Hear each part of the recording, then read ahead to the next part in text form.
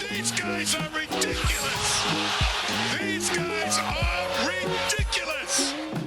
Now, how about them damn Celtics? And we are back with another episode of How About Them Celtics. Sam and I are here recording on Wednesday, September 27th. And we usually do an intro, but Damian Lillard just got traded. Finally. I mean, we spent the entire summer, everything talking about, oh, when's Dame getting traded? It's going to be the Heat. It's going to be the Heat. Sam's spending the whole summer. They shouldn't trade him to the Heat out of spite. And Sam's now doing the, the meme of the four guys dancing with the coffin where it goes, that one. I was thinking the Rip Bozo meme, the one that Embiid tweeted when Simmons got traded. That one too. Also a very good one. Very good one. Yeah. I need to actually, before we start, you can talk, but I'm going to look and go into the Heat subreddit because I talked about this when we had Cam on. Little spoiler for you, he's coming on with us. Yes. And I can't wait to see what they have to say. That's going to be a perfect way for us to enter the show. But Damian Lillard has been traded to the Milwaukee Bucks. I'll read the trade here just for the sake of the intro of the podcast for all of you guys, so we know the full deals. The Suns were also in the deal. DeAndre Ayton went to the Portland Trail Blazers.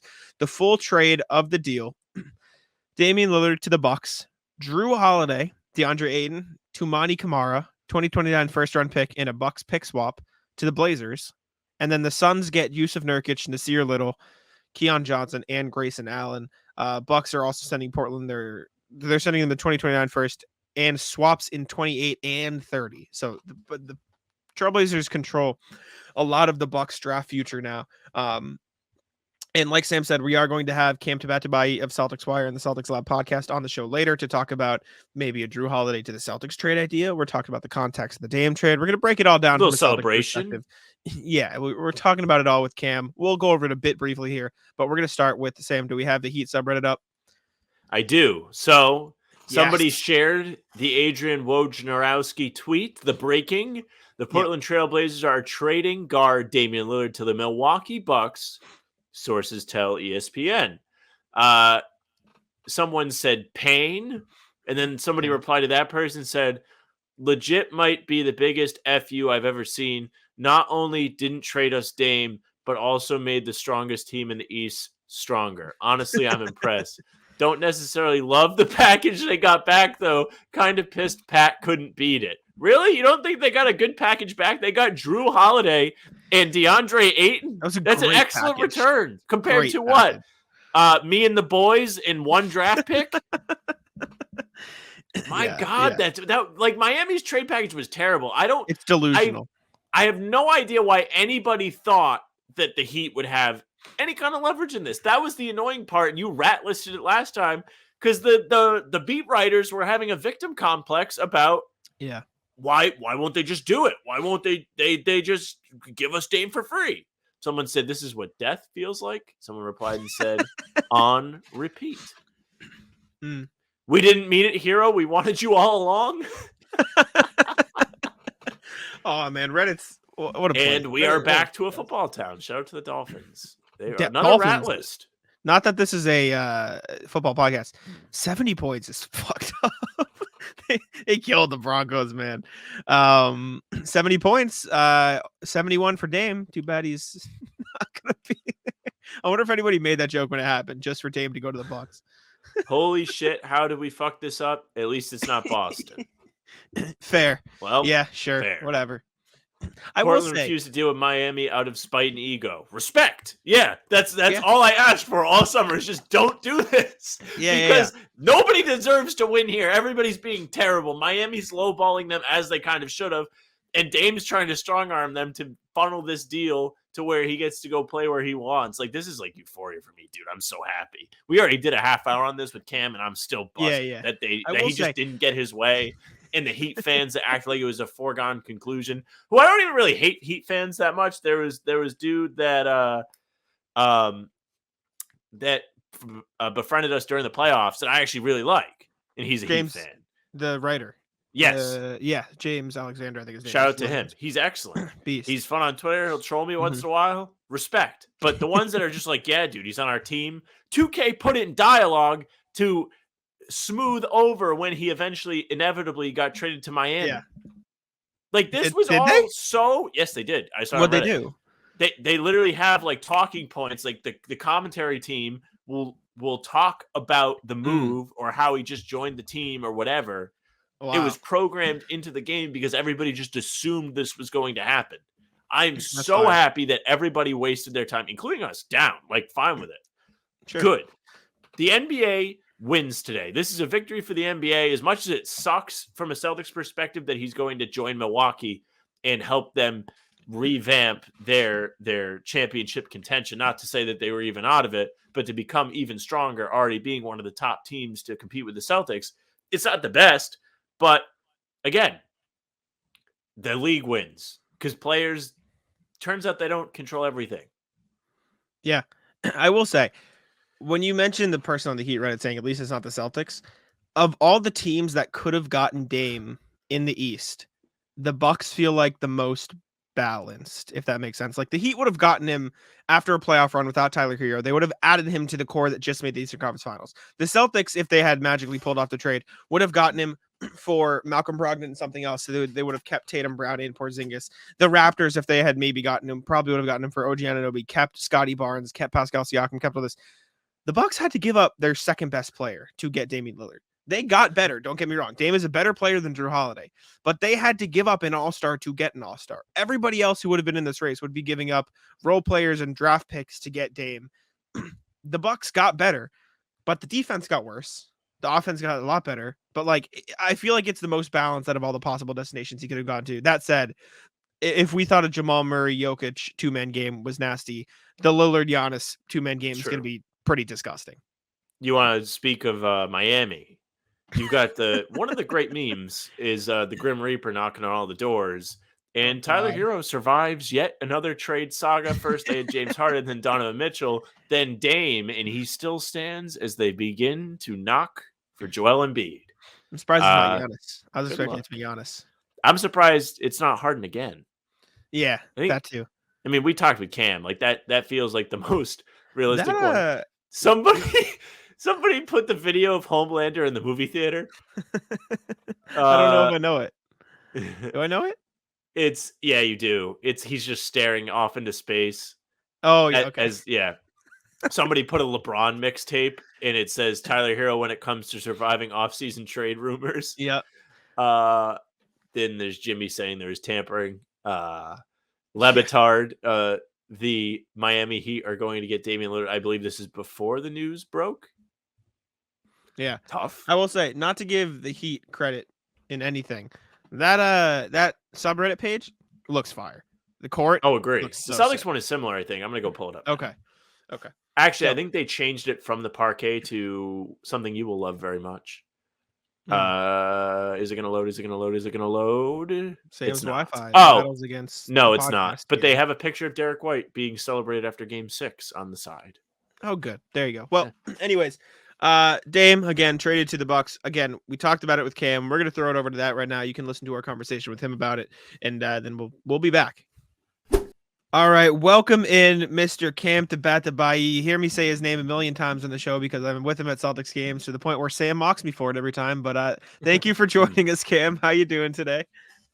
I'm good, but I texted you and said, "Can I come on the show?" So the pleasure's all mine. Absolutely, open invite. Don't say that too loud. We don't need Jack getting asked for people to do guest spots. Yeah, well, I have Jack's number. Cam is a VIP. Yes. It's like him, Bobby Kravitsky. And that's it. Like those are the people that Jack is just like has as honorary members of the show. It's the 1-2. It's the 1-2. But Cam, you specifically asked to join us for something that I think we were going to talk about anyways. Obviously, the Dame stuff happened. We can talk about that a little bit. I'm sure Sam and I will talk about it for another portion of the show as well. But Jrue Holiday was traded to the Portland Trailblazers in this deal. And if you look at the point guard mold that the Celtics have gone for in recent years, Jrue Holiday is just kind of the super-sized version of that point guard. It's the all-defensive point guard that's good at playmaking. And, well, in the case of Derek White, it's a pretty good three-point shooter. In the case of Marcus Smart, it's a decent three-point shooter. Sam ruining the show. But Jrue Holiday, Celtics, question mark? What do we think? Okay, let me put, a realism lens on it first, which is, first of all, the money is pretty tough. It's going to cost at least two of Derek White, Malcolm Brogdon, Al Horford, and Robert Williams. And probably definitely Robert Williams, because the Trailblazers want someone young, right? On top of that, you probably have to include Pritchard or Hauser or Cornette, some more salary filler, because Jrue Holiday makes a ton of money. And I don't really see a world where Boston has the best package around. Possibly. Thank you for being mature about that. I suppose other teams maybe don't want any on the action, and things change, but I don't really know how Boston could possibly actually get in the game unless Brad Stevens called some of his friends in Oklahoma City or San Antonio or Indiana, teams that he seems to have a good relationship with, and he helps make it a 3-team trade such that some tantalizing pieces are going to Portland, because I don't see how Boston has the package Portland would want. Now, it's also worth pointing out that they just said goodbye to a 29-year-old Marcus Smart, who is cuts his teeth on defense, and Brad Stevens likes to sell high on point guards, usually higher than consensus or sooner than consensus. So Jrue Holiday, who's 33, who makes a lot more money, that doesn't make any sense. Okay, so we've level set.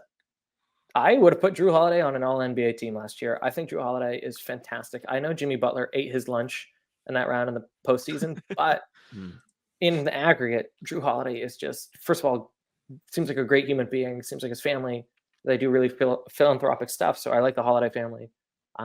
Great defender, great passer, willing shooter. Holy moly, would he be really good. So if you're the Celtics and you see Milwaukee coming down the pike and you're like, uh-oh, they're way better than us now, Jrue Holiday is a really interesting piece to get in on. More interesting than, say, Buddy Hield, which I'd like to talk about. But I don't know. I spent the last few hours trying to make it work on trade machines far and wide. And I don't know how Boston realistically gets it done. Jrue Holiday would. Yeah. We can get the trade. I kind of spoiled the punchline. I didn't realize when you hit share screen, it goes right to the stream. I thought it was like you have to admit it to the stream. So we now know who does most of the screen sharing in the podcast. Yeah, I usually don't do the screen sharing. I usually react to the screen sharing. But I absolutely would take him on the Celtics. I think he's a really good fit.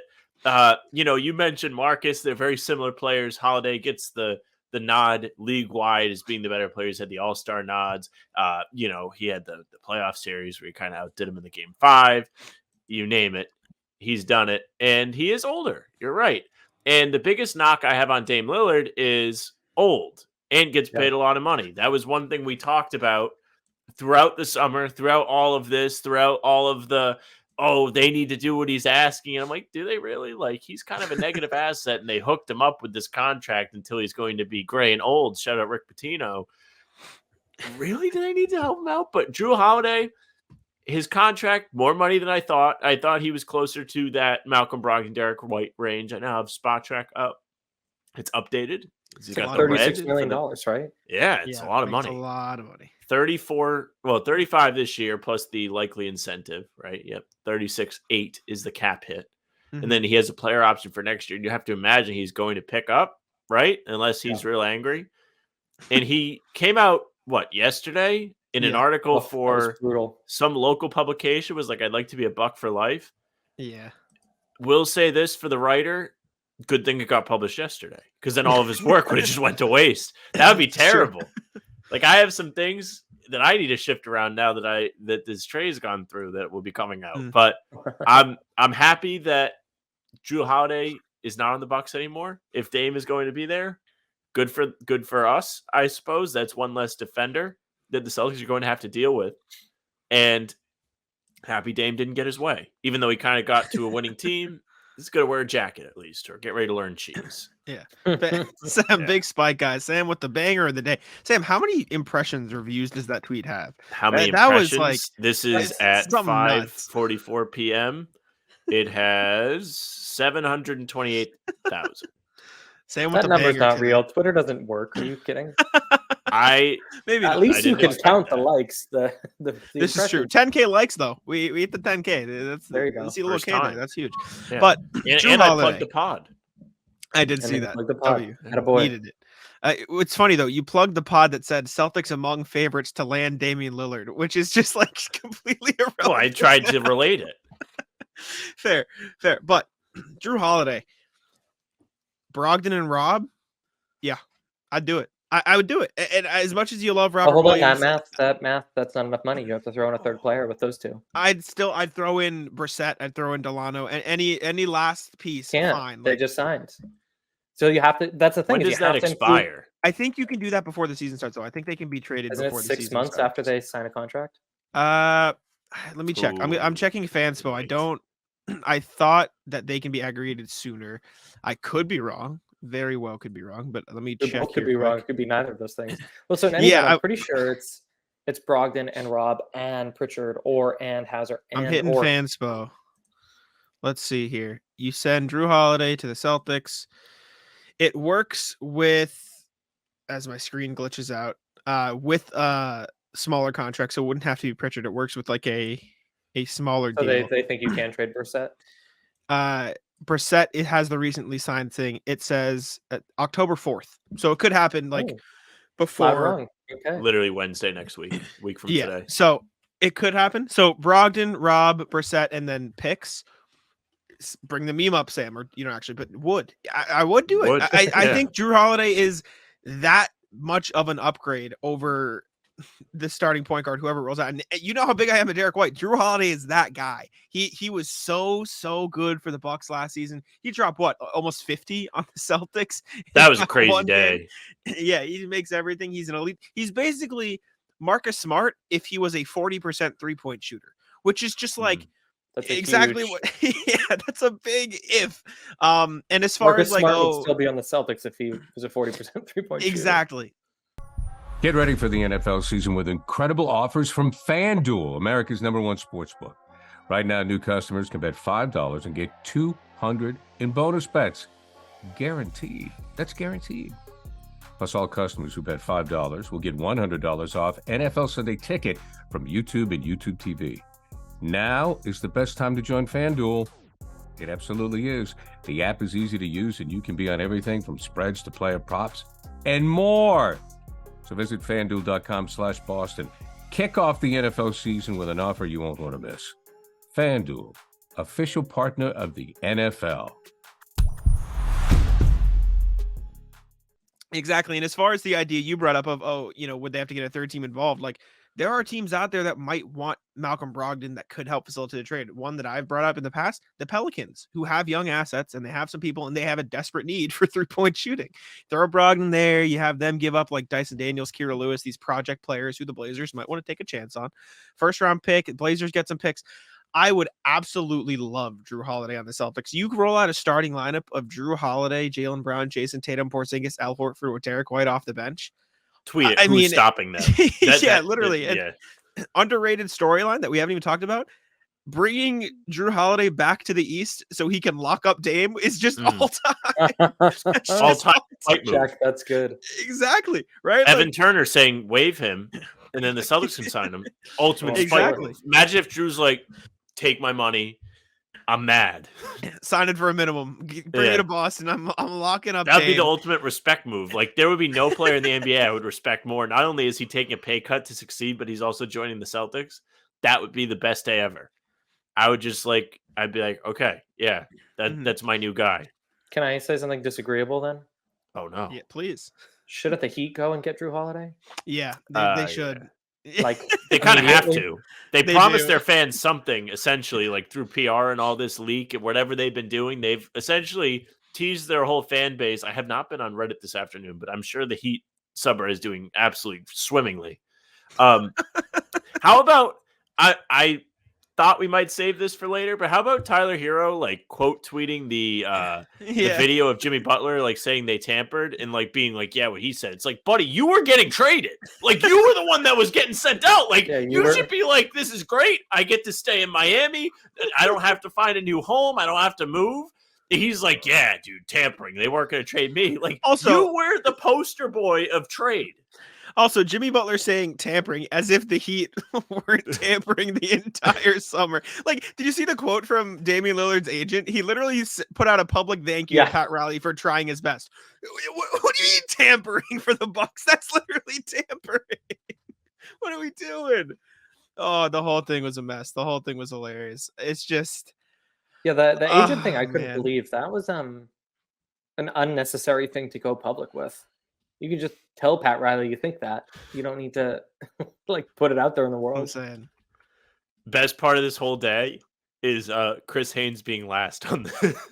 Oh, sad. Sam's out on Chris Haynes is like only in the NBA is Dame Lillard, and he's still last on this breaking story.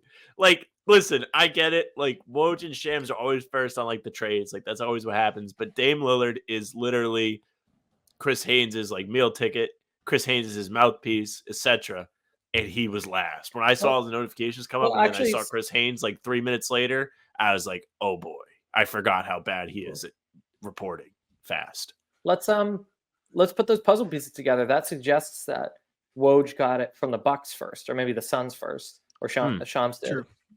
But we didn't hear much about the Bucks in this whole process. I think it was floated here and there, but it was Mark J. Spears.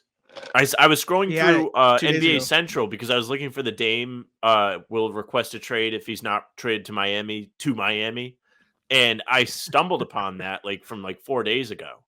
So good for him. He was right. Or I mean, yeah, he was right. I mean, so he's a good guess. ESPN. Yeah, it was an ESPN article. We should have guessed every team, and then you could like clip it and be like, "Well, this team might go get Dame." Yeah, ultimate move from the Heat, though, right? Obviously, all these reports came out. I was reading Barry Jackson's Twitter of like from the Heat perspective, and it was like, "Oh, the Blazers never re-engaged with the Heat. The Heat seemed fine with it." Ultimate spite move is for the Blazers to wait for the Heat to inevitably reach out about Jrue Holiday, then leak that the Heat reached out about Jrue Holiday, and then not trade Jrue Holiday to the Heat. Yeah, there's a lot of Blazers might have taken a few rungs down on the hater power rankings after this. Like, big respect. Yeah, this is big time. I knew you'd like this as soon as it happened. I just don't know what the Heat are going to do because they could go get Buddy Hield or James Harden or Jrue Holiday. Like, they're still James Harden. There's also like that's a fast way for him to not be fat. If they really wanted to get weird. Siakam. What do you mean? I hope they trade for Harden. Miami. Yeah, but that's what I mean. Butler like beat him in shape. Yeah, no, like Heat culture. Like they'll shame him into not being fat. Is he allowed to have that beard? Sure, it's like they pull a Yankees where they're like, "You shave your head, buddy. Get rid of the Think Gabe Vincent have like a decent beard, like not a Harden beard, but he has like facial hair. I mean, Chris Anderson. You want to talk about beard? Birdman was rocking one. This whole Jrue Holiday thing is the most interesting part of it to me because we briefly brought up the Bucks when we were talking about Dame destinations, and we immediately like dismissed it like, "Oh, they're not going to trade Jrue. That's the only way." And like the fact that they were willing to do it, I wrote about it from a Celtics angle for Celtics blog, and I was like, their offense was 15th in offensive rating last year, so it clearly needed like a boost. It clearly needed help, but doing this at the sacrifice of they don't have perimeter defense anymore, right? Like their best wing/guard defender is now going to be Pat Connaughton. Like they lost Javon Carter too. Grayson Allen wasn't a world beater, but he was like competent, and they lost him too, right? Like their best wing defender is going to be Marjon Beauchamp, who had an okay rookie season, but like that's a second-year player. Giannis, yeah, but I'm talking about like smaller guards, wings, and stuff. Like he's a forward, and like I mean, look at it in the context of the Celtics. You have Giannis to guard. Let's say Tatum. Let's say he takes on the Tatum matchup. Or you know who it's going to be? Jay Crowder is 37 and going to be guarding the Jays for the entire season. And like, he's fine, but I'm not like thrilled with Jay Crowder being my best wing defender outside of Giannis, obviously, who will probably take on some like the top matchup. But like, their defense is going to take a hit this year, and their offense is going to be phenomenal. Don't get me wrong, but that Bucks defense, it might be little shaky. It's gonna be so bad. What are you talking about? Yeah, I would love to know who's stopping Derek White. It's just true. Derek White going for 40. He did have a monster game against the Bucks right before Valentine's Day. That was the fellas game when nobody played for the Celtics, and he had like a double with 27 points. He had a crazy game against them, and that was with Jrue. So watch out. Yeah, I think so poorly of Damian Lillard's defense. And I remember we talked about this at length. I don't know how many times the Celtics I like this. got in trouble because you could just pick on their point guard. Now Boston gets to turn around and just mercilessly hunt him the way teams used to Kemba Walker or Isaiah Thomas. And that's not hyperbole. If you look at the data, Dame Lillard is consistently not just like a bad defender, one of the worst defenders in the NBA. And he's 33, and you're going to pay him $60-something million in 2 years. Look, the Bucks might win a title out of this, and just like the Jrue trade, it was worth it, especially for a small-town team. But holy Moses, Giannis could still walk in a year and a half if he's not liking it. And then what happens to Milwaukee? That'd be kind of funny if he left like after. If he goes to Miami, well, that'd be terrible. But less funny. I texted Jack as soon as this happened. I was like, Giannis bullied them, dude. Like they heard all this Giannis noise all summer, and it all kind of makes sense now. Like he was probably aware that this was an option. They probably were unsure of either how they were going to get it done or if they wanted to get rid of Jrue Holiday. And he was just like, yeah, dude, like I want to win, might leave. And they were like, well, shit, we have to go get Dame. And they brought in Dame. But Dame. I mean, you're completely right, Cam. I've been harping about this contract all summer, and the defense does not help it. He's an aging point guard who partly relies on his athleticism to be great. Of course, he can still shoot like nobody's business. So that's a plus as he ages. But 33, he's going to be making $60 million when he's 36, 37 years old. Good luck to Milwaukee. They don't have any draft picks. No picks. If you're the Pelicans, dude, you're just sitting there like, like, oh my God, did this really just happen? They got the picks. Sure, Giannis could leave, I guess. Like, Knicks fans are really convinced they're getting Giannis. And Giannis, there has been, like, little rumblings that he has interest in the Knicks. Like, I've heard that, like, he's talked to people and told them, like made, like, little winks, like, when the Knicks were mentioned. But I don't know if he's going to leave now. They try to earn his respect. This is a big season for the Bucks, I guess, at the very least. Yeah, but if this playoffs and next playoffs they come up short, he's not going to sign the extension for money reasons. Then he can say, "Look, I respect what you did, but I got to walk." Are the Celtics going to break one of the league's best for the second time in the last 15 years and make him leave again? I mean, it's possible. Well, to that end, again, I don't think the math works for a Jrue Holiday thing. If Boston thinks there is even like a sniff that Embiid or Giannis would want to come to Boston, like even giving up an iota of extra crap in the cupboard undermines that, because Boston doesn't have the best offer, so they're going to have to hold on to everything they've got. So, true. I don't know. I like Brad Stevens coming out and being like, "We love Brogdon, and also he's healthy." Maybe they're not looking to make a move, even though we were kind of promised they would over the summer. Well, yeah. You did mention if Smart shot 40%, he would still be on the team. And I raised you, if the Clippers weren't assholes, he would still be on the team. So there's that angle to it, too. I mean, I don't know how much they want to get rid of Brogdon. They only have the two guards left where they don't have that flexibility to really be like shopping Brogdon around. Unless you get Jrue Holiday. Really great back, like Jrue Holiday.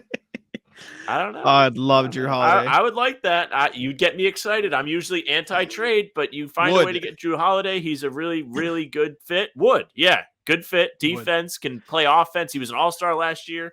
Why not go get him? Even his contract has a player option for next year. Again, you would imagine he'd pick it up. And after that, you're not married to him. It's not like Dame where you have him forever as he becomes decrepit and old and you're paying him so much money. With the new CBA, like, this is fine.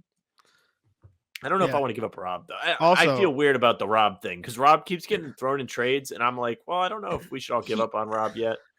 He's the only interesting piece. It's true. Yeah. And also, like, that's why I hate trades. If you have a chance to get an all-star, I feel like it's gotten to the point where Rob isn't, like, he's still young and he's still intriguing, but he's not like 21 years old, just off the fresh, like, I think it's worked up well. And Cam, I know you're a big nickname guy. Jrue Holiday, just looked it up. Banger nicknames. So you bring some juice to the squad if you want some elite Celtics nicknames. Number one, Jay Holla, the Druth, and Kung Fu Jrue. So he's Jrue. got some, they would sell the Celtics knew fans that, so yeah. hard on the Jrue. Like we would all be rock hard. We'd be like, Pierce, dude, like get him here. We'd have like Pierce courtside in his DraftKings hoodie, taking pictures with Jrue Holiday, and we'd all be like, the Jrue is hang huge, his number on the rafters. Yeah, I would absolutely take Jrue Holiday. I would love Jrue Holiday in Boston. For what it's worth, Cam, we do fan mailbags or email check-ins every time. RJ Johnson, who's basically a producer on our show now because he emails us all the time, was right on it. Said, can the Celtics swing a deal for Jrue Holiday? Was this ideally today? bundling? Yeah, this was literally like 10 minutes after the trade. Ideally bundling Brogdon and Hauser. Could they work a three-way swap with Brogdon going back to Indy, Parts headed to Portland, blah, blah, blah. From the Celtics perspective, the Bucks are harder to guard, but perhaps easier to score against without Holiday. Congrats. Also, Sam, getting your wish of Dame not going to the Heat. There you go. Yes, thank you. I appreciate that. I cheered your congrats with a voice crack. Sorry. Absolutely. That's how excited I am. I was screaming all afternoon. All right, so let me. Can I ask a question? Also, my Wi-Fi is just like fighting. That's all right. Jack deals with me, dude. Like Sam, every podcast. You know how like people do the donut bat like before they go up at baseball? That's me for Jack when anybody has bad Wi-Fi. Like he's ready. I mean, what's frustrating is the guy came a few months ago and fixed it. It's just the past few days that it became crappy. Anyways, so there were whispers that the Bucks might be a Dame player, but like we weren't really anticipating that. So who is the Milwaukee equivalent for the James Harden situation? Miami, maybe. Now China? that they didn't get Dame. Yeah, I was gonna say China, but I didn't want to do it. But yeah, I'm all for that. Like send him. I said for Dame, like if I was in charge, I'd see if I could send him to Real Madrid. He's pissing me off so much. Get Yabusele back, maybe Semi Ojeleye, and the next Luka. Next time they have a Luka, you get his rights. I feel like Miami. If it's not the Clippers, then Miami says, okay, we'll give you Tyler Hero. We'll give you whatever you need and make it work. Because like realistically, Tyler Hero and Tyrese Maxey defensively, yikes. But it's not going to be much worse than a James Harden, Tyrese Maxey defensive backcourt. So you get younger, you get another scorer in there. You get whatever picks and whatever, not as much as the Dame trade, but maybe you squeeze a, Jaime Jaquez, or you squeeze a defensive Haywood Highsmith, someone. Yeah, exactly. Someone Jovic. Else in addition. Yeah. Jovic, you squeeze some other assets out of Miami, you get a decent package in return. But the thing is, Daryl Morey doesn't want to take on contracts for next year. So he's just like being an asshole too. What if the Raptors come in like Kramer and just are like, that's here's a good one. Whoever you want. Even though they wouldn't do that for Dame, like reportedly did not want to give up OG. But the Raptors are trying not to rebuild. Like they're refusing to give up on this group of guys they have. It would make sense for them to go after Harden, especially because they were interested in Dame. And I almost think like Harden kind of works up there because they have so many like supplementary pieces where he could be the heliocentric player he was at his peak. Obviously, he's not physically there anymore. His legs are kind of giving out. He's getting injured every once in a while now. But it makes sense. I don't know who they're giving up, though. Like, they don't want to give up Anunoby. They didn't want to give him up for Dame. They're not going to give him up for Harden. Is it Scotty Barnes? They didn't want to give him up either. Siakam doesn't want to leave. What else do they really have? I mean, Philly's not going to want Boucher or Gary Trent. Gary Trent, dude. To me, Gary Trent's a negative contract. That's just me, like, being kind of casual when it comes to the rest of the league. But, like, it's just, like, not a guy I want to pay money to. He's fine. I don't know. But I will say, if Dame didn't want to report to Toronto, I'd bet you money James Harden isn't too thrilled about heading up north to the Raptors. Why do people hate on Toronto? Like, it's like, I've never been there. But, like, it is, like, the biggest city they have to offer up there. Like, it's essentially their New York. It's no joke. It's a major city in the world. Like, it's not, you're not getting sent to Utah. You're getting sent to hang out with Drake and the fellas. And you can be on a rap album and run through with your woes. Can I ask another hypothetical? Yeah. Did you guys actually believe in Anthony Davis and Boogie Cousins for that brief moment? I thought it was fun. For a second. Because I was too young. Cool. Really. I was like, well, Rondo and those two, maybe. But it was hard. You really couldn't believe in anybody then because the Warriors were still around, like at their peak. I think they had KD at that point. So it was like, why is everyone even trying? That Siakam and Embiid if you squint, looks something like that, and then it's just like the Cameroonian version of that, and that's pretty cool. Yeah, That's cool. If I'm the fun. Cameroon national team, I'm lobbying Bring for those that. two in. Way cooler in the West. Just my thoughts. Send them out. I mean, get them out of here. I don't know. I guess the Celtics are gonna have to figure out how to do double bigs most of the time. So if it works in Porzingis Philly, for why can't it Holiday? work here? Porzingis, no. Imagine. No. You wouldn't? Whoa. No, I don't think so. No. Because then that just leaves. I guess you're the same same team as situation. last year. Yeah. Pretty much. But I don't know.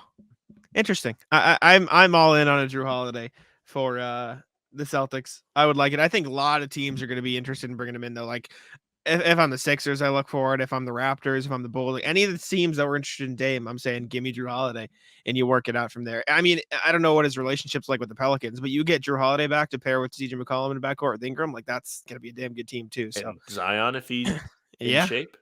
if he can play. I love to make fun love of to see Zion, him. but they were the best team in the conference when he was healthy. Yeah, They they were were damn good. good. Yeah, it'll be curious. I like how patient Portland was. That's pretty extraordinary. So they can be patient with Jrue. He can be a good veteran for Scoot and the others. But Yeah. between Buddy Hield, Harden, and Jrue, it's a buyer's market. There's a lot of two guards that are on the move, and so teams don't have to overpay. Again, I don't know if Boston can actually land Jrue Holiday, but like say Buddy goes in the next few days for 3 second-round picks, it's going to reset the board for what guards are worth. When you say 3 second-round picks, I'm just like the Lakers are going to get him. It's going to be another free guy for them. They got a whole free team at the trade deadline. You get another free guy. Why not? Yeah, but I'm so high on Buddy Hield. I want the Celtics to trade with Buddy Hield. Hield's good. Perhaps more than Jrue because of financial stuff, and I know. I wouldn't go that far. Volume. No, there's an angle to it. I don't think you're crazy. Yeah, Contract's volume, better. Give up less. Yeah, like Jrue. I don't know how Jrue and Derek White fit together. I feel like Derek White and Buddy Hield fit together. I mean, the dream is make Jaylen Brown the 2 guard, and then you don't really need a traditional backcourt in the same way. But we will see. I guess we will see. All right. Well, Cam, I know you have to go. Head out of here. We will thank you for joining us. Thank you for chatting Jrue Holiday, Dame Lillard, and let people know where to find you on Twitter, just because I think I've gotten pretty good at pronouncing your name, but I usually mess stuff up when I say things. You say it enough. Yeah, I know. I gotta start pronouncing my name.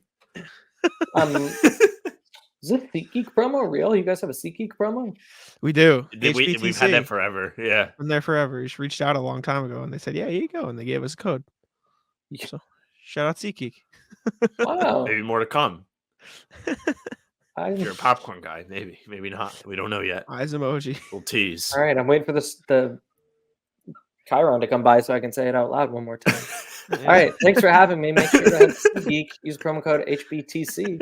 $20. Wow, look at that. Good for you guys. Jack, I'll see you tonight, right? Yes. Celtics Lab. That was like, do I have plans tonight? No, yes, absolutely. I'll be on Celtics Lab. You guys want to go get more thoughts on Dame and stuff? I'll be over there with them tonight. Sam's lame and he has actual physical activity in a men's league game to do. Loser. All right, well, yeah. Maybe if I'm wired, we'll see. I don't know. Open door, baby. Come on down. I mean, Jrue Holiday might have been traded by then, It's true. We never know. But yeah, thank you, Cam, for joining us. We appreciate you. Thanks for coming by. Thank you once again to Cam for joining us to talk Jrue Holiday, Dame Lillard. Again, he has an open invite on the show. You might see him and Bobby in here more and more, just because why not? We're hanging out, getting people's perspectives. But we're going to jump into some non-Dame news. Jayson Tatum went on what is the podcast? Cold as balls. Cold as balls with Kevin Hart. The season opener, I believe. For Kevin Hart in his show, and he dropped some nuggets of information. Shout out Trevor Haas of Celtics blog, who literally wrote an article, "The best nuggets from Jayson Tatum's one-on-one with Kevin Hart." We're gonna read Trevor's article. Is what we're doing. We're gonna yoink. We appreciate you, Trevor. Thank you for being a beast, and we're gonna relay the information to y'all on the pod here. But on the show, he gifted. Yep, he has it here. Gifted Kevin Hart a Deuce Tatum jersey. And said, we think it would fit you. They told me it might fit. I know how much you love the Celtics. Kevin Hart, who is a 76ers fan, made him put on a Deuce Tatum jersey, which disrespectful is very to use small. Red's number. A little bit. Maybe, but it's Deuce. It's 2. Come on, it's fine.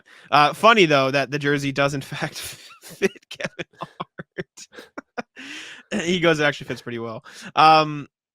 Compliments his looks. Hart asked Tatum if he wanted to be a singer, and Tatum responded that he wanted to be a model. I get a lot of compliments from people on the street at gas stations. I would go pump my gas and be like, "You're a lot more handsome. You're a lot more handsome than I thought." Yeah, Tatum pulling up to gas stations, fishing for compliments. Damn. I always get like, where are your parents? Yep. I got a message on a dating app today that said, "Well, hello, fellow baby face." I was like, I'm just gonna go crawl in a hole and die. Well, then you're like, well, I hope you don't look like a grown man. Yeah. It's like, this is a disaster. I hope you don't have a 5 o'clock shadow. That'd be kind of tough. Number 3, Hart asked Tatum to name something he works on daily. Tatum said, being the best dad I can be. Hart accused him of hesitating and not loving his son. Kevin Hart's a funny dude, man. I think Kevin Hart's fire. at the point where he's too famous to do like real comedy, but he is funny off the cuff. Like, we went into this and I was to be like, well, I'm not really sure how funny Kevin Hart is anymore. But that's not fair. The thing is, like, and I think I heard somebody talking about this recently, is like once they become too famous, then they don't come off as relatable anymore, so their stuff's not as funny. So I think that's what happened to him. But he's still very funny off the cuff. I have to give credit. Would have been very mean and unfair. Even I'm not Tatum that much of a yeah, Tatum's getting drafted is quote unquote by far the best day in his life so far. Started playing basketball when I was 3-4, got drafted when I was 19, 15 years. Surprised Kevin Hart didn't rip off. So not the day your son was born. Yeah, that was the first thing I thought. I was like, damn, like the anti-Deuce allegations are stacking up. Yeah. Okay. It's not letting me scroll anymore. It's not letting me scroll because it's like stuck on. I'm refreshing. It's not letting me scroll because I'm stuck. You have on it like fucking stuck Zoom. on Zoom. Yeah. No, it's just not working. Every time I go back, I'll do it manually. Realized the NBA was realistic at a young age. That I had scholarship offers from every school when I was 14. Humbly doesn't sound humble to me, said Hart, which is all-time Kevin Hart. This scroll thing is really pissing me off. I'm just going to scroll every time. Look, I'm just going to scroll. And it's just not letting me scroll. If you're listening, like the words are just getting bigger and smaller as Jack tries to scroll. All right. Hart accused Tatum of wearing a toupee. Tatum insisted that Hart is envious of his hair. And he said, I woke up, threw some water on it, and I walked out the door. Hart questioned whether anyone had ever seen Tatum comb his hands through his hair during a game, noting that if he did, it would fall right off. Again, very funny guy. Tatum believes the Seinfeld where George wears a toupee and he actually looks really good with it and his hair looks super good, but then Elaine gets sick of it, so she rips the toupee off and throws it out the window. There you go. Tatum believes he's top 5 player. He was asked about it, said absolutely. Asked if journalists finally respect him. He said, called it a slippery slope, adding that he cares more about his peers. Good. Tatum acknowledged the opinions of journalists have bothered him over the year. Hart said everyone with their hair like that gets bothered, which is all time. Discussed Celtics offseason moves, said our team looks a little different. I'm excited and sad about Smart and Grant are gone, but we've got some great new additions. Hart reminded him that the 76ers are standing in the way, and Tatum immediately responded, do they? And then Hart said, we will eventually. So questionable there from Kevin. Kevin Hart is a wee guy. All right, noted. I saw somewhere that like fans are allowed to use the word we because they root and cheer for the team. Journalists aren't because they are covering the team. Which I understand. Journalists definitely aren't, but fans aren't. What number are you, fan? That's what I'd like to know. I get it. They're invested. Out on it. Hate it. Hate we. Out on Sam just being an asshole all the time. I've always been out on that. It's like you're not on the team. I know it is, but even when I end the conversation, you're like, nope, fuck it, fuck you, fuck it, hate it. I'm like, brother, I was like, okay, it's fine. I didn't try and carry it on that much. I was putting a cap on it. Sorry, I didn't mean to draw on it. I was like, all right, let me go on to the next one. And Sam's like, nope, out on it. I was like, oh damn, he's really passionate. I was trying to fill while you scrolled. Well, you mean tried to scroll because I still am not allowed to use the fucking button. Well, you just expanded all the way like you did that last time. I know. It won't even let me like click. Look, if I click, it's like stuck somewhere on the page. So I don't actually know what's happening. Like it's yeah. This is a disaster. I don't know. This is pissing me off. Hart questioned the name of Tatum's candy, which I forgot he had a brand. Tatum shared that he helped start a candy company called Small Wins. Hart asked if the name was dedicated to the small wins he's had throughout his career, as opposed to the big wins that have eluded him, which is hilarious considering your roots for Joel Embiid. Or Kevin Acknowledge Hart's small. Also true. What's wrong with being small, Kevin Hart? Tatum reminded everyone at the time he tweeted at LeBron James at 13 to ask him to follow him because his dad's best friend was Larry Hughes. Probably still doesn't follow you to this day. Hart said, I wouldn't.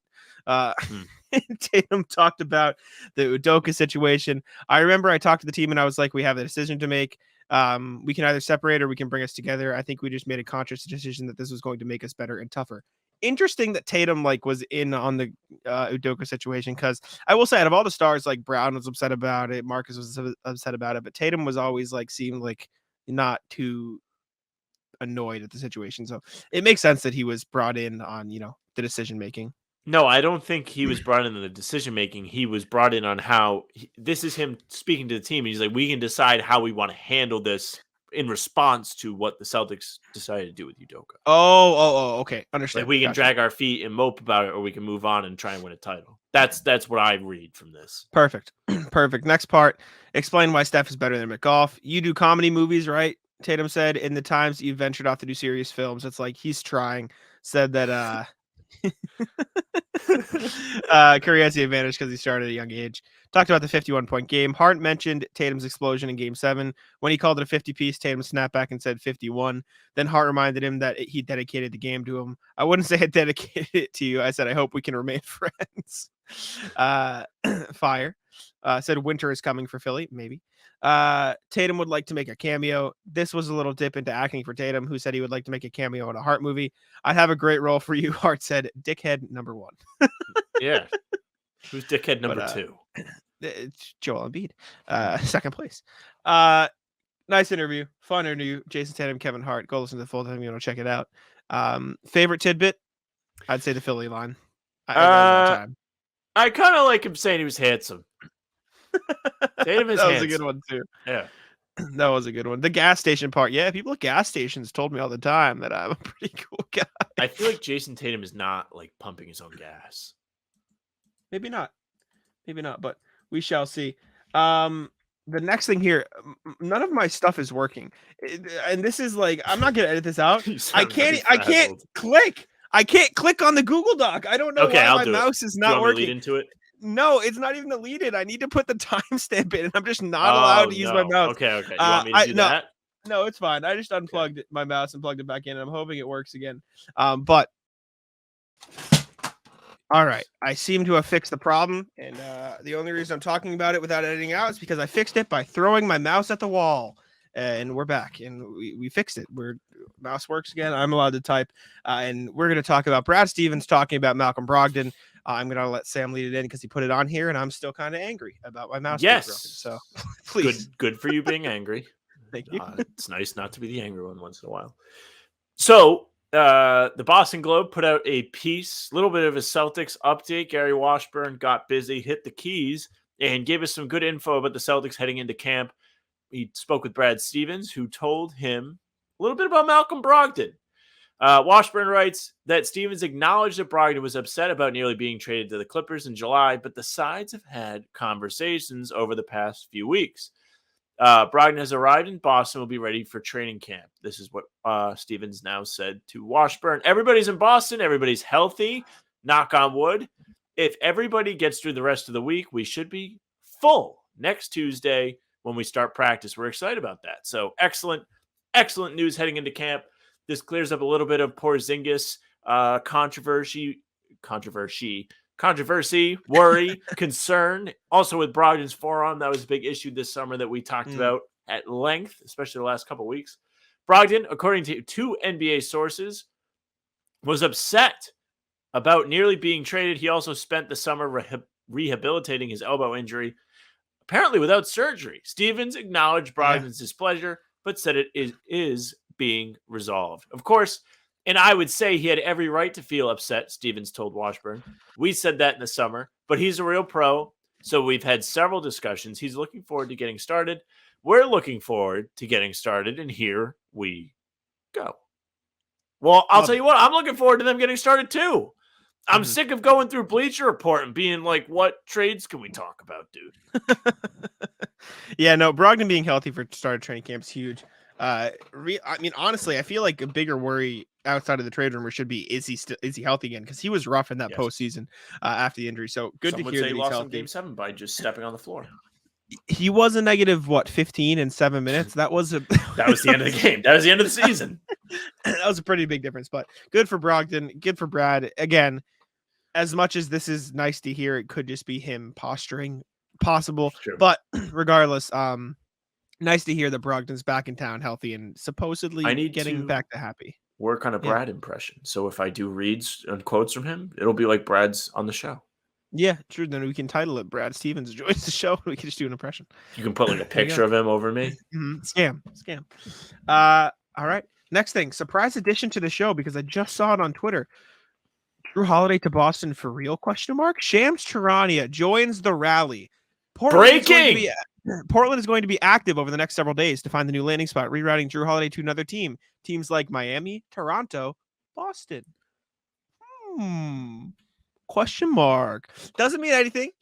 Shams could just be saying these are teams that make sense. But the fact that Shams is saying that on TV, saying this could be a team, I thought it was worth noting and putting in the show. Right? Am I right? I mean, hey, man.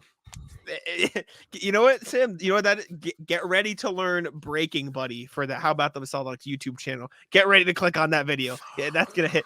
It's gonna hit at 3 p.m. when Sam's at work. Would you like to do a breakout now and put it out or no?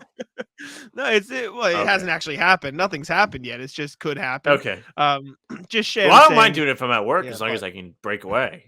Yeah. But I just thought the fact that Shams is saying like Boston could be a potential destination. The fact that he's even putting that out there has to mean there's some slimmer of interest. And if I'm the Celtics, Robert Williams, and obviously Brogdon would have to be in it to match salaries, but if I'm the Blazers, Robert Williams and 2-3 first-round picks or 2 first-round picks in a swap or something, like, not a bad deal. That is not too bad, you know? But hey, I'd love it. I'd love Jrue in Boston. Obviously, you just heard us talk about it with Cam. Yeah. I would adore Jrue Holiday trade for the Celtics.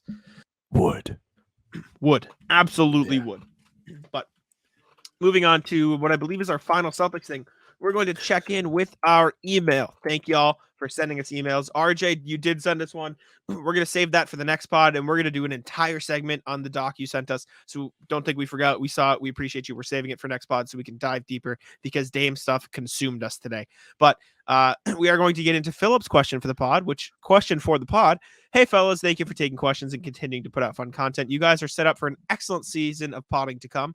Thank you very much, Philip. We appreciate you. My question is a multi-parter about our competition. In the past decade, we made a lot of moves thinking about our competitors, such as acquiring players to deal with our key matchups or MVP level competition. However, in the last 2 seasons under Brad, there seems to have been a philosophical change to working on ourselves and not the opposition. KP, for instance, does not feel like a solution to Jimmy, Embiid, Giannis, but clearly complements the Jays on offense. You could say we are proactive instead of reactive. Do you agree? What difference, if at all, is there in Danny and Brad's respective angles? First question. Let's tackle question by question. So that first question, do you agree? I would say yes. It does feel like Brad Stevens has taken a larger focus on complementing the Jays. I wrote about the difference between Brad and Danny's philosophies in a Celtics blog article earlier this summer. I know you did comment on our thing asking us to link articles we talk about. So maybe if I can find it and I remember, which there's a chance I don't. They are on Facebook. You can find part them of on the Facebook. little content stream I'm trying to do on there is when we write stuff, I'll put it up. So just more interaction with us. Whatever. Maybe we'll share them to the YouTube community as well because we can post links to the community. Yeah, I think we can post links to the YouTube, so we can do that too. But I do think that Brad has been more of a let's spend a little much to fill out the edges rather than go star hunting. You know, let's bring in Derek White, even if it means a first round pick. Let's bring in Brogdon, even if it means a first round pick. Let's take the risk of trading Smart, even if to get Porzingis, all this stuff. So I do think he's like Danny Ainge seemed like he was. I'm ready for the big moves other than I'm keeping my assets and waiting. Brad seems okay. Let's get a little, let's hit singles basically. So I think what Brad has done. I think that Brad has done an excellent job. Call me crazy, right? You're absolutely right. He's really kind of gotten out in front of everything. It's almost like he secretly planned some of these moves in the past, right? So the Derek White move, even before that, he brings in Josh Richardson. He gives him a contract extension so he becomes more tradable.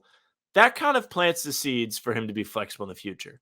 Then he brings in Derek White, who has really proved to find a niche with the Celtics and really be effective with them, especially as a starter. That's one thing we saw this season is when he started, which he did a large majority of the time because of Robert Williams being out and other guys being out. Smart got injured during the season, so that was a big stretch for him as well. Brad might have been like, what if we move off of Smart? And he brought in somebody that can kind of fill the role, do similar things to him, and play in a similar style and complement the Jays, like you said. I don't think we've seen Brad do anything that's like solely to compete with the other teams. Maybe aside from bringing Horford back, if you really want to point at that and be like, well, they need him for Embiid. But also the Celtics swept the Sixers in the bubble and they didn't have Horford. So he was actually and the Sixers did have the Horford. Yeah. On the other team. Yeah. So that's a strategy. But then as we had the little Jrue excitement party here, that could be a reactive move to not only kind of like sprinkle in some spite, but also to have somebody to really hone in on Damian Lillard with a little bit of extra fire under him. Yeah, this is true. And I agree. And not that the Celtics don't have that already, because Derek White's an all-defensive player. I pointed that out in my Celtics blog article. And I think that's important too. Second question for Philip. As I look at the East, I do not see many teams acquiring players as quote-unquote Giannis stoppers or other reactive strategies. Do you think other teams are shifting their approach too? Maybe.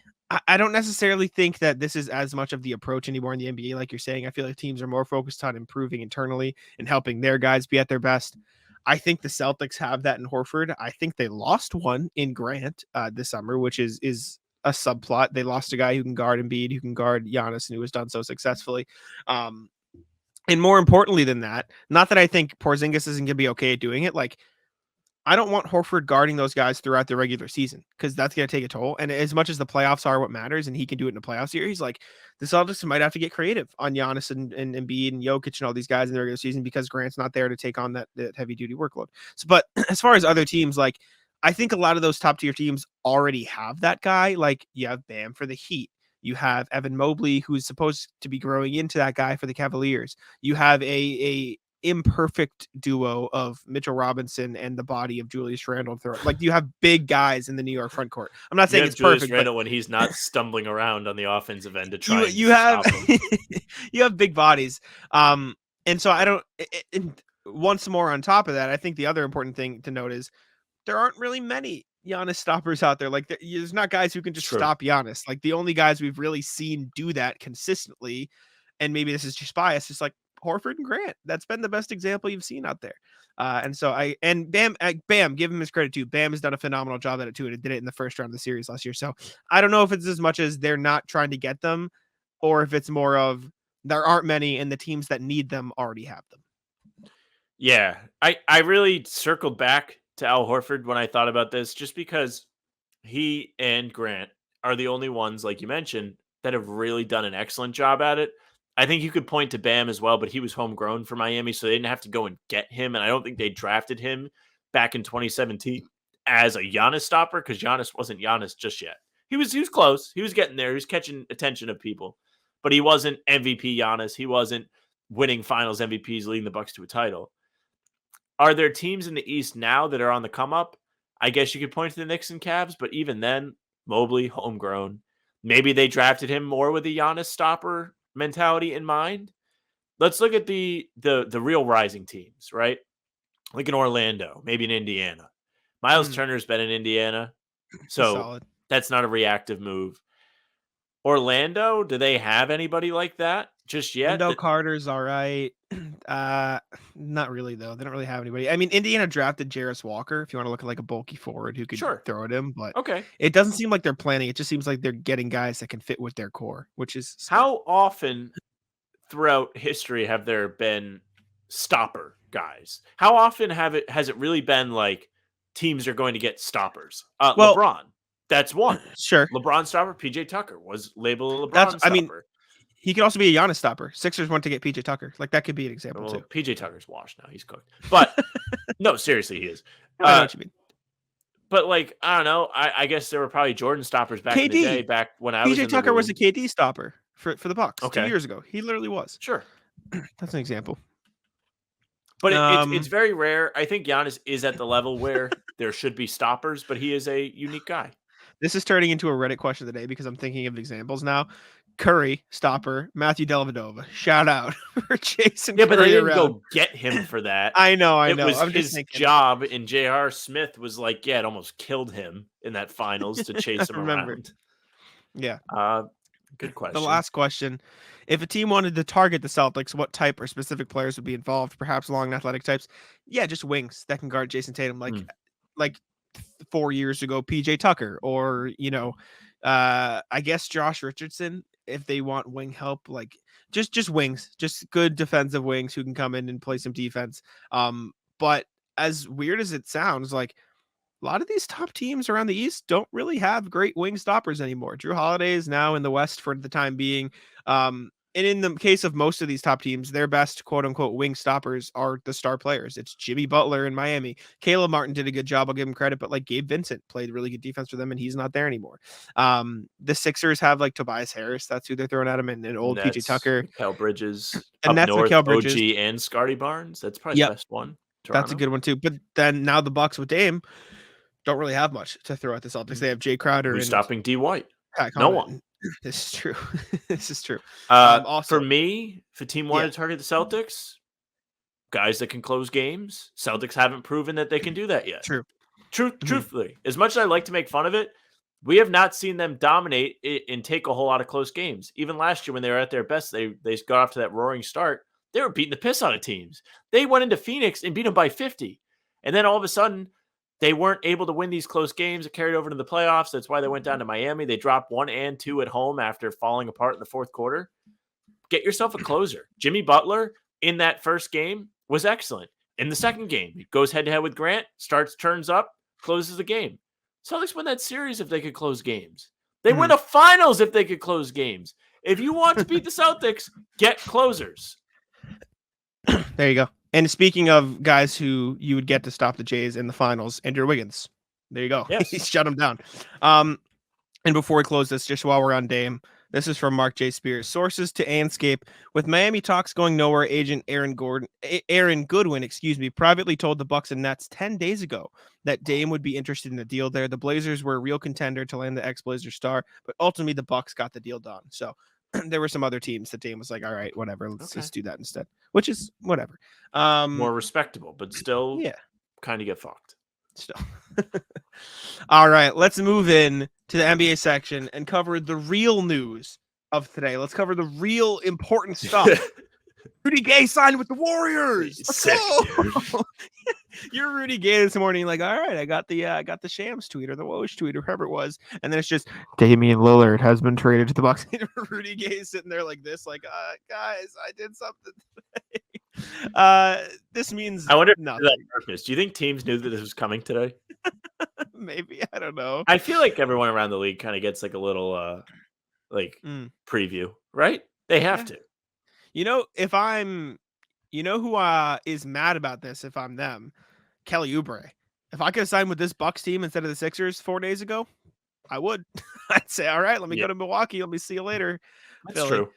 They could use him too because we just talked. Well, I don't know how great of a defender Kelly He's Oubre not the is, best, but he has defender, the potential to. He has the body lengthwise to do it. He's skinny. I agree. And just for the sake of Jack predicts the future moments, let me look at something real quick. If you want, just thank you, Philip, for giving me this idea. If you want guys who could defend the Celtics, who do we think the the Bucks are going to pick out of free agency, saying, "Oh, you can stop them, right? You can stop them, right?" Juan Toscano Anderson, Jermichael Green. I'm just looking at the best options, and Justice Winslow. If one of those guys, one of those guys get picked up by the Bucks, you say you can stop him, right? Kevin James. Yeah. You hit him with it. Next NBA thing, DeMar DeRozan called Bulls fans idiot.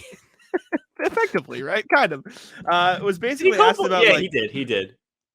DeMar DeRozan asked if about Bulls fans saying the team should start a rebuild. Where was this? What podcast was this? Do you know? I actually don't know the sourcing on this. I actually don't even remember where I got it from. That's but fine. That's fine. This is my This is Sam's reaction to the quote. DeMar DeRozan said, "A lot of people who say that or suggest that really don't understand basketball. That route doesn't necessarily always work in a timely fashion you may think it will take." And he said this. He spoke with Sports Kita, but the Sam's reaction to the guy trying not to laugh. Yeah, man. I'm sorry, DeMar. You're both like initial take from this is while it may be true that it doesn't always work in a timely fashion, takes longer if you don't start, right? That's like being like, yeah, I'm fat as fuck, but takes a long time to lose weight, so I'm just not gonna try. Like, well, you're never gonna lose weight if you don't try, or you're never going to learn Spanish if you don't try. Like, yeah, learning Spanish takes a long time. Takes long if you don't start. DeMar DeRozan just calling them idiots. DeMar DeRozan likes being in Chicago, probably knows he's part of a departure if there's a rebuild. It takes a long time if you... This is the funniest... This and the Tyler Hero being like, yeah, dude, they were trying to tamper is the funniest thing to just come onto the show sheet today, where it's like, what are you talking about, dude? Like this makes no sense. Tyler Hero being like, yeah, dude, Milwaukee tampered. Like, it doesn't matter. You were gone. You should be like, I think they did it clean. Yeah. That's just fire. Today might be the funniest day in the NBA in quite some time. I guess that's kind of what happens when a big trade happens. Yeah. But everybody just talking out of their ass. And this DeRozan thing was not from today. Isaiah Thomas had something today. I don't know if you saw it. Harden. Isaiah Thomas, he said, y'all think Harden shows up to training camp or nah? Well, they trade him soon. Bucks got to be the favorite in the East now, right? When healthy, they matched up best with Denver. Isaiah Thomas also responding to a tweet of the Bucks roster saying, y'all got a roster spot. As he should. He's asking out. They need perimeter defense. Go get Isaiah. Because we found out Lamar Stevens, Exhibit 9 training camp deal. Yeah, so it seems likely that he'll make the roster. Smith. Yeah, but he still has to fight for it. All right, Sam. Reddit post today. What you got? This is a good one. This actually I probably should have pushed to Saturday because I put this on the show sheet today, not knowing we were going to get a bomb. I made this at probably like noon. Sure. So Sam's Reddit post of the day. What are some NBA subplots you're invested in that aren't getting attention on national media? I want to do a little catch up for all the listeners that might not know what has happened this summer. The poster says, I feel like most of the content here is either focused on past legends, never-ending historical rankings, NBA narratives, and the main stories that are getting attention on the networks and on social media. I do read some interesting new stuff on the team subs, but I'm interested in what the side stories or subplots you'll be focusing on this season are. Here are some of mine, the person writes. The Detroit Pistons bigs rotation. I feel like Wiseman, Jalen Duren, Isaiah Stewart, and Marvin Bagley all proved at some point that they are worth a big role on the team. Probably true. I think most scouts, I do too, think that anyone will distract Duren from fulfilling his potential or anyone who will distract Duren from fulfilling his potential should be moved. Probably true. He was excellent for them as a rookie last year. They brought in Wiseman too to try and get a little bit of juice out of him. A subplot would be, is Duren a Chris Webber type that can play power forward next to a big, or is he a Howard type of massive paint terror? This one is discussed a bit, but Brandon Ingram, Zion as a pairing. Ingram always looks like the better individual when Zion is out, but when the team looks better is when Zion does play. A lot of this is mumbo jumbo mess typing. That's why I'm stumbling through it. The Magic point guard situation, something we talk about a little bit. Markelle was such a feel-good story last year. I was bummed that they brought in Anthony Black. Does Markelle have another level to reach, or is he maxed out and is what he is? Also, Jalen Suggs and Cole Anthony. They got a bunch of guards down there. What's some of yours? So you go ahead and you give yours. I'm going to click the link and go into the comments. As much as I still think they're the best in the West, like the Nuggets depth got kind of bad. Sure did. Year. Like really, like losing Bruce Brown was huge. Losing Jeff Green was sneaky huge as well. Vlatko Kanchar goes down. He was probably going to play a decent role for them this year. Like they're really left with like Zeke, Najee, Christian Brown off the bench, and Christian Brown had a great season. Brown, who has earned the respect of many. He's good, but like that depth got bad. We've talked about it a crazy amount. Chris Paul and Golden State, like, what are we doing? What's gonna happen? Celtics draft pick rubs hands together. Yeah. And another one you mentioned last podcast, like John Collins is on the Jazz now. Jazz aren't a bad team. Kind of like I think the storyline is not so much the Jazz are a bad team, but besides the Spurs, and it's kind of unfair to even be like them because you don't know where you're going to get a Wemby. Who are the bad teams in the West? Like, there's really not that many. Mm-hmm. Especially with Portland getting Ayton. Like, they're okay. Yes. We talked about this kind of like off air. Like, Portland kind of good now. But so is the everyone. Jazz, though, like, the Jazz have maybe the tallest lineup outside of maybe Boston's taller, but like Lauri Markkanen is going to run the 3 at 7 foot tall. Yep.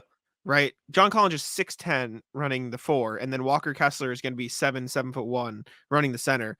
Obviously, you have a little bit of a fall off because Colin Sexton's running the 1, but if Talon Horton Tucker's in there at 6'5", 6'6", 6'7", I don't know how tall he is, but he's a taller point guard. Like he's huge. Jordan Clarkson 6'5". Like they have a long lineup. Ochai Agbaji, like they could low key be a team to look out for if they get people to buy in, and Will Hardy really has them like locked in, like to be a top 10 defense in the league next year. Like they could be real good if they have people lock in. So I think the Jazz are going to be sneaky fun.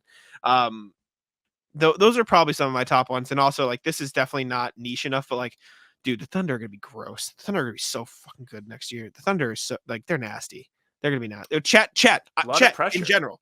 Chet in general is going to be fun. Pressure on the Thunder. Because everyone believes that. Like you said, it's not niche. Yeah. Like everyone's like, watch out for the Thunder. They're going to be good. Yeah. Kind of pressure on them. Top comment. If the Kings can replicate their success, is Fox hitting his prime, or was his health and efficiency increase flukish? Halliburton gets touted as a winner despite winning nothing. So be curious if he can drag the Pacers to the playoffs.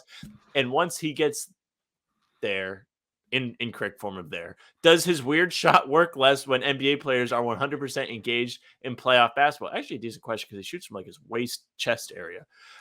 Torso, I guess is what they call that. Same for the constant jump passes and such. Also, can he make Obi look good? Well, the Pacers were a playoff team when he was forgot about Obi last year. We need to do, you put it in the bank. I don't know when we want to do it. We need to do a who he played for. I'll guess. And it's a nice catch up for the listeners too. That is a good one. We also need to do our standings predictions for the season, but that can come like the week before. That's like tip off week. Next comment. I just hope Marcus Smart does well in Memphis. Miss him already. You still see me? Yeah. My entire computer screen's just shut off. Oh, good. Yeah. I'm here. Really looking forward to the Nick Nurse and Embiid Maxey dynamic. Doc was such a game manager that Joel thrived under. Now with a little more pressure on him, let's see where the accountability goes. Also, expecting Maxey to move up to just outside of the All-Star consideration for guards. Probably fair. Some other Sixers subplots that intrigue me that aren't James Harden. Can Melton get his offensive efficiency higher where his usage makes him the 4th best player in our rotation? Will Oubre understand he isn't, quote unquote, the guy and learn to pass the ball? He and Embiid could do wonders together. Both out of no.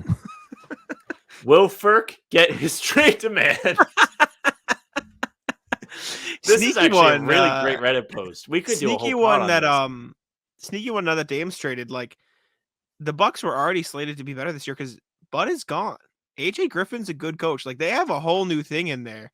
Bud's not there to like stand there with his mouth again. Yeah. But anyways, do you want to call it there and head into the rat? We'll call it there. There's a bunch more we could do on this. Maybe we'll even revisit it. I don't think so. Agreed. There's so many Reddit posts that the Reddit community does an excellent job with, so we don't really need to do that. All right, though. Let's pull them up to the rat list. Do you want me to go first? Do you want to go first? I only have the one right now. I may think of some others. Jack got a bonus rat list that he will not make the air, but yes, you can go first, Jack. Rat list, this fucking bug that I just killed. Get shit on. All right, sorry. More like the rip list, dude. Get shit on. Yeah, rat list Ticketmaster.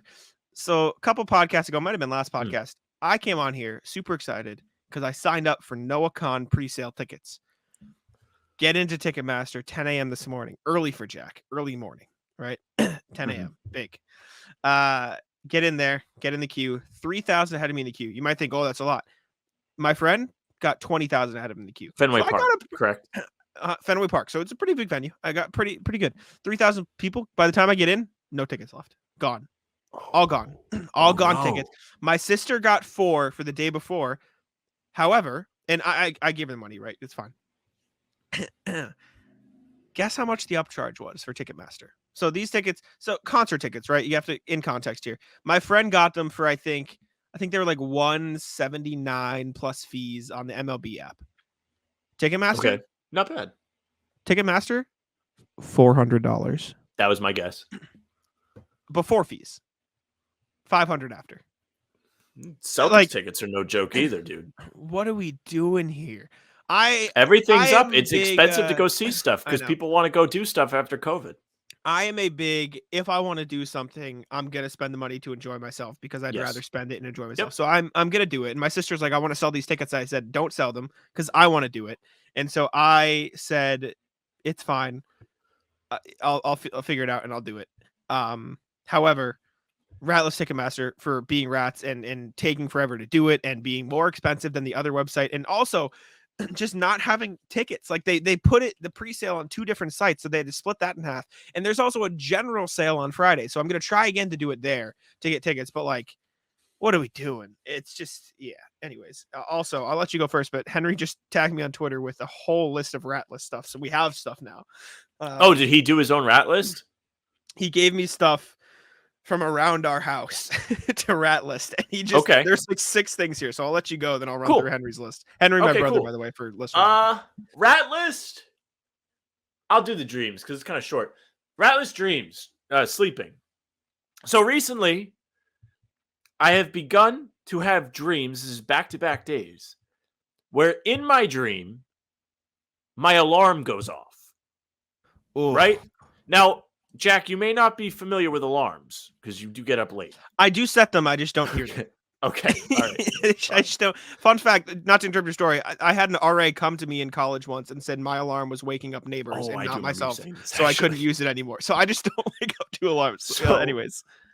So oftentimes in real life, when my alarm does go off and I'm asleep, in my dream, I'll be in whatever scenario, scene, whatever you want to call it, and the alarm sound will be a part of it.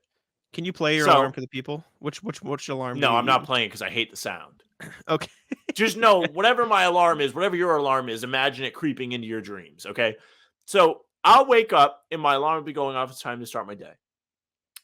I have now dreamt that my alarm was going off in the context of it being an alarm. So like I was sleeping and it went off and I would wake up and it's not actually going off. So my body is waking me up at times that I'm not supposed to wake up. And I don't know. Early? Like how much earlier is this? Like so yesterday it was fine because it was like 2 or 3 hours early. I go back to sleep. It's like fire. Yeah, go back to sleep. Today, 15 minutes early, can't go back to sleep. Yeah, that's a disaster. What is 15 minutes early for you? Like what time are you waking up? 5. So it woke you up at 5 or woke you up at 4:45? 4:45. Oh, that's disgusting. I mean, I might have still been awake. Back in my prime. That's disaster. I've been told. I also hear my alarm in my dreams. Except it's weird because it's never an alarm. It's always like faded into the music and then it slowly fades and I hear it as an alarm in a second. So like it fades in. But I've been told that I'm a psycho for the alarm that I use.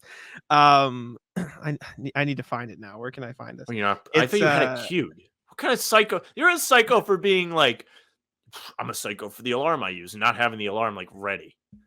I know. Is this it? That's not it. Yeah, I don't know if I get it. It's just the bah, bah, bah, like the really loud. That's not the one I use, but okay. I don't think there's anything psycho about that. What's psycho about that? That sounds like I don't know. Alarm. People have just told me like this. This is the alarm that I use. Oh, little tidbit. Little tidbit. Back to the Jrue Holiday thing. Good friend Keith. You may see this. Jrue Holiday's agent has done a lot of work with Boston over the years. Just tossing that out there. Ellipse. Eyes emoji. Eyes emoji. All right. If this happens, I'm going to be so hyped. All right. Let me pull up the Henry tweet. Rat list. And this is a good one because I forgot about it. Our hot water is broken. Or it was. Oh, no. For a minute. So Sunday after ball, Sam, Jack came home and took a cold shower. Cold shower's not that bad. Depends on the context. Horrible. Depends on the context. Yes, not good. Terrible in that context. Like, probably not good after driving home from ball. Good No. after stepping in the house after going for a run. Sure, Great. I'll buy that. There's I'll buy that. actually like no sensation quite like when you're in a cold shower and you can feel the warm sweat like leaving your skin and being replaced with the cold water. I feel like cold shower is fine, but when you don't have a choice and you know you Correct. have to take a cold shower, Yes. disaster. Bathrooms with no towels or paper towels, says Henry. Just a general rat list. You go to the bathroom, there's nothing in there. That's a disaster. I don't deal with this issue because I purchased my own Wi-Fi, but in our house, the Wi-Fi is in like the very corner of the house. And I moved my room downstairs specifically to be closer to the Wi-Fi at one point in time during COVID. But Henry is still on the opposite side of the house. So he says my Wi-Fi is ass during FaceTime. His Wi-Fi or my Wi-Fi, what's worse? Henry, tell us. Probably yours. But Henry's isn't that it isn't that the Wi-Fi is choppy. It's that it constantly connects and disconnects from his phone because he's just far enough away. That's what mine does. That's what mine does literally when we do shows. I didn't know that. I wasn't sure if your Wi-Fi was just bad. Anyways, Henry says also coworkers who can't communicate, which is sure. I'll buy that. Sure. It's neither here nor there. Bonus rat list from mom. Expensive surgery for Duke because my mom got the bill for the vet today, and let's just say it was more expensive than my my concert tickets by maybe a few times amount. She's not too pleased. Duke, who tore his ACL, who will now have to be having surgery on the 9th. So you have a wheelchair Monday. No, but he's have to be confined to one single room where he cannot get up on anything, and he's just gonna be barking at me all day, regardless of the sedation. But they took him to his consultation today. And the other dog has separation anxiety. She doesn't like when people are gone. So she spent the entire morning just whining. And I had to kick her out of my room. I'm like, you got to stop. She was pissing me off. So she got the boot. I will say anti-ratless though today, continuing my addictive personality, got Jersey Mike's again. It's very good. Job. Yeah. Got me addicted. Good sandwich. Surgery tidbit. Well, I guess veterinarian tidbit. My cat Squeak back in his day. I mean, he's still great kicking. name. Yeah. Well, he squeaked when we brought him home, like when he was a kitten. Like that's how he would meow. It sounded like a squeak. Squeak's never grew still out around. Of it. Yeah, still kicking. Okay, skeleton now. Used to be real fat. So he had to go to the hospital one day, but he was consistently in the veterinarian office, and I mean, he was a regular. He had like anxiety, heart failure, diabetes. So he has been a little walking cash cow for the vet. There you go. You know who else has been a cash cow for the hospitals in general? My family. I think I've told this story before. Well, on the one hand, you have Henry, who just falls asleep a lot, so they had to take him to the doctor a lot. So to the point where children's, when we were kids, recognized our family is how often we were in there. I got hit in the head with a baseball bat. I think I've told that story out here. Henry got hit in the head with a baseball bat by me and Grace, so twice, 2 different times. You guys could do that to your kids. Part of the family tradition. I bit through my tongue as a child, so I had to go to the hospital. My sister hit Henry with a golf club. So the hospital got to knowing about us. Henry has a scar in his head where he can't grow hair from my tooth. He's just a little tooth mark in his head. We went down the slide together as kids, and Henry stopped a little too fast for me, and it just bit him in the head. Do I have any more rat list? I'm trying to think. Oh, I do. I have. Do you want to go first, and then I'll go, or do you want to close? Yours might be more of a closer than me. So, rat list, running in the dark. This week, I have had to get up at 5 a.m. And I usually get up at 5 a.m. on work days when I go in. This week, we're all in an hour early. It's like a special event week going on. They have it coming in at 8 instead of 9. So I have to get up early and run in the dark. And it's terrifying. At the beginning, I start off on a bike path where there are no lights. Yesterday, I got punked by a park bench. Thought it might be like a coyote. Do you remember earlier this year when there were like the coyotes running around my neighborhood and I was bitching about it? Yes. Yeah, that was terrible. So I always am worried they're going to be out at night because I know they exist. They do exist. So I would like to not meet them. So it's actually kind of cool being out there as the sun comes up, but the very beginning, not a lot of fun. A lot of tightness, heavier breathing, angst as I trudge through the dark. Yeah, I can't imagine that's very fun. I don't like running in general, so doing it in the dark doesn't sound very fun. Worst run I ever did was when I was at the news station. I had to go in at You 4. told me this. Yeah, I remember. And there was one day, it was supposed to be 100 degrees. That was a Wednesday. And I got up at 2 and went running. It was fucking terrible. It was the worst run ever. It was still hot. I had this reflective vest on. It was pitch black the whole time. It was like terrifying times 10. Yeah, it doesn't sound fun at all. Why didn't you just, not run that day? I'm me. That's why. All right. My last rat list today. So this is just the chronicles of Jack goes to his aunt's house. My aunt, by the way, who I call Gaga, because when we were kids, we couldn't call her by her, like we were just idiots. So like, her name is Maggie, but we were stupid. So that is, you know what I'm saying? That's what we call her. Anyways, dude, I'd be heated if people were calling me Gaga. And she said, I'd be so mad.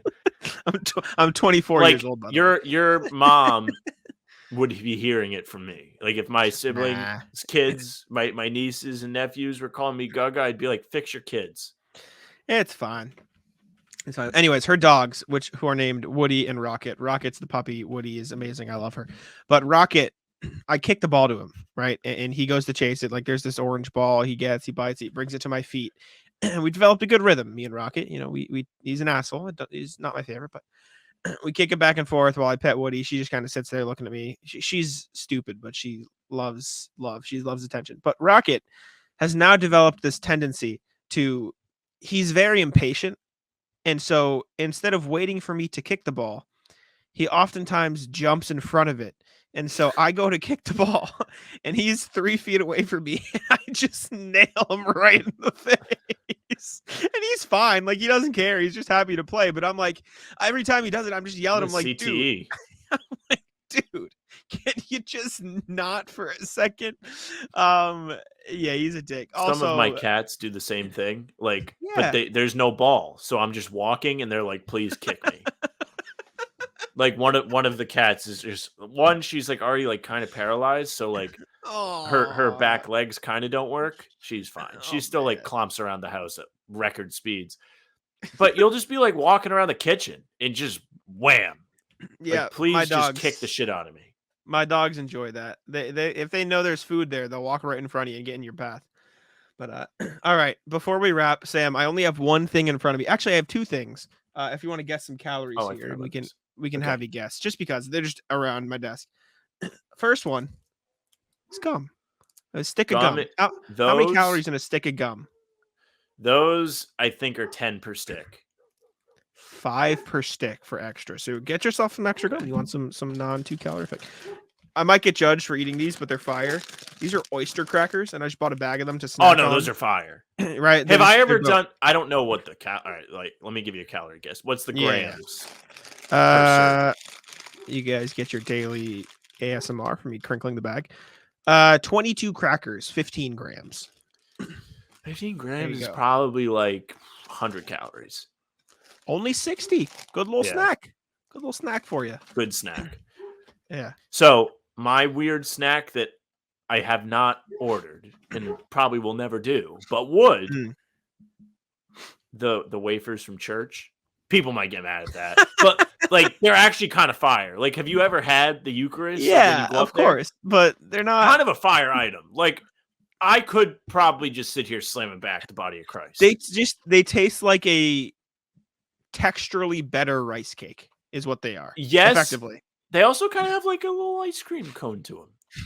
Yeah, I see it actually. Yeah. I can back you there. Yeah, not a bad snack. People, it's very polarizing statement. Sometimes they're like, you're crazy. Other times they're like, yeah, actually, I would wholesale order a box of them, just keep them here. And I mean, probably no calories. Can you not?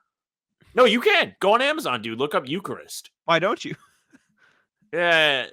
I don't know. I don't want to be judged. The judgment?